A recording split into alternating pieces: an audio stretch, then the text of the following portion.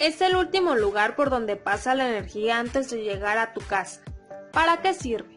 Contiene 25.000 voltios. Este alto voltaje ayuda a que la electricidad recorra grandes distancias sin perder energía.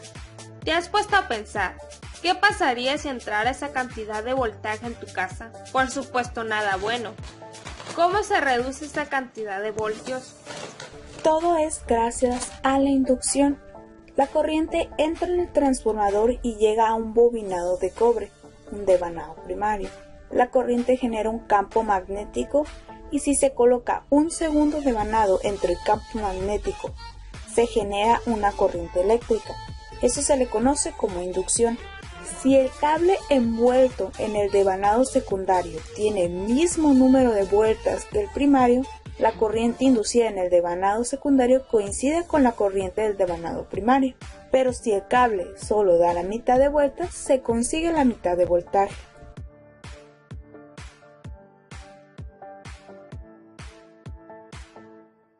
¿Para qué sirve un transformador eléctrico?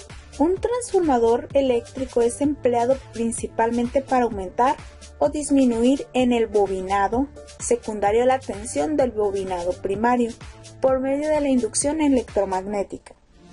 Se podría decir que este tipo de aparato se encarga de realizar tres funciones determinadas: para aislación de voltaje, elevación de voltaje. Esto sucede cuando solo el voltaje en la bobina secundaria es mayor que en la bobina primaria. Reducción de voltaje. Sucede cuando el voltaje de la bobina secundaria es menor que la de la bobina primaria.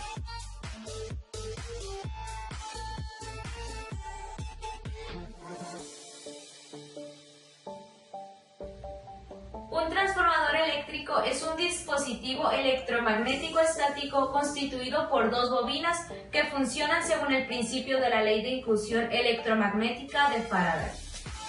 Esta ley establece que la tensión inducida en un circuito cerrado es directamente proporcional a la rapidez con la que cambia el tiempo del flujo magnético que atraviesa una superficie cualquiera en un circuito como borde. Michael Faraday, 1831. Partes básicas de un transformador. Las partes básicas de un transformador son: devanado primario.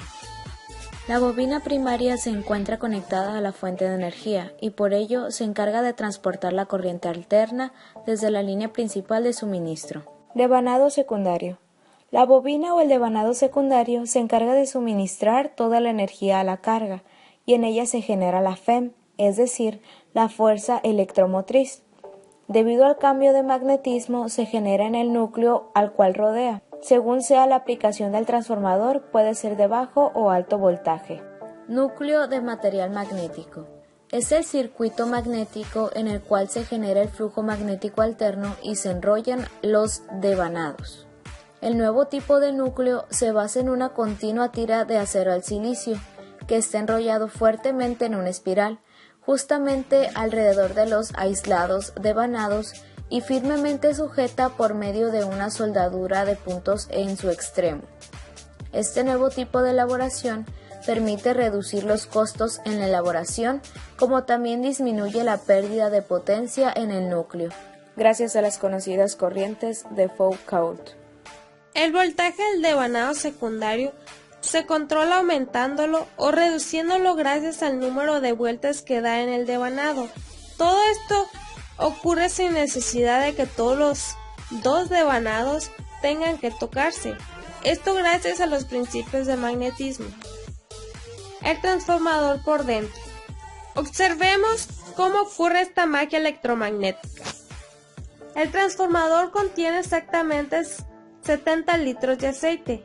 Es un aislante excelente, ya que evita que la humedad penetre al transformador, lo protege de los cortocircuitos. Su función es aislar unos componentes de oro. Los cables de los devanados de cobre están cubiertos por papel. Esto se debe a que el papel absorbe el aceite y ayuda a que llegue a lugares muy pequeños del transformador. No solo hay un devanado secundario cerca del primario, se puede encontrar dos. Esto se debe a la relación de vueltas que pueden combinarse para generar mayor voltaje. Los tamaños de los transformadores en gran forma influyen en el grado de eficiencia. La energía se disipa en los devanados, en las estructuras circundantes y en los núcleos, por lo cual la eficiencia de un transformador nunca será de un 100%. En general, mientras mayor sea el transformador, será mayor su eficiencia. Debido a que los transformadores pequeños en el proceso de transferencia pierden generalmente más potencia que los transformadores grandes.